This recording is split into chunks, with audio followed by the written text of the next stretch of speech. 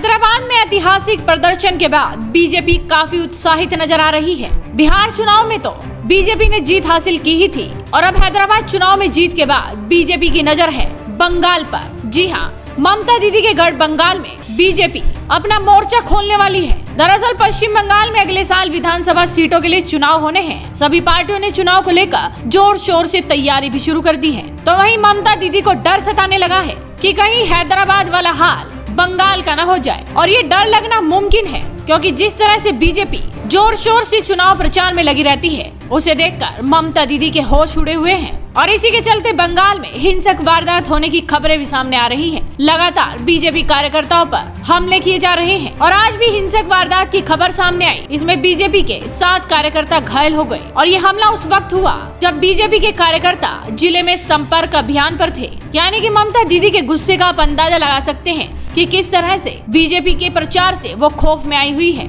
लेकिन सवाल यही है कि क्या अब बीजेपी बंगाल को भी अपने गढ़ में बदल देगी? और ऐसा हम नहीं बोल रहे, ये बंगाल की जनता बता रही है। रौनक अनवर लिखते हैं, हमें तो हैदराबाद की जीत के बाद ऐसा लग रहा है कि अब बंगाल में भी भगवा भगवा लहराएगा। संभल जाओ ममता दीदी। वलीद लिखते हैं, ओवैसी के गढ़ के बाद अब बारी है ममता के गढ़ की। आसार तो यही लग रहा है कि बीजेपी हर जगह परचम लहराएगी। अब की बार बीजेपी सरकार। हमजा लिखते हैं, अगर यहाँ भी योगी अमित शाह ने प्रचार किया तो समझो ममता दीदी की कुर्सी जाना तय है। ममता दीदी ध्यान से, बिहार और हैदराबाद वाला काम बंगाल में भी हो गया तो कहाँ जाओगी फिर आप? तो ये है बंगाल की जनता की राय, क्योंकि ये जनता है, सब जानती है।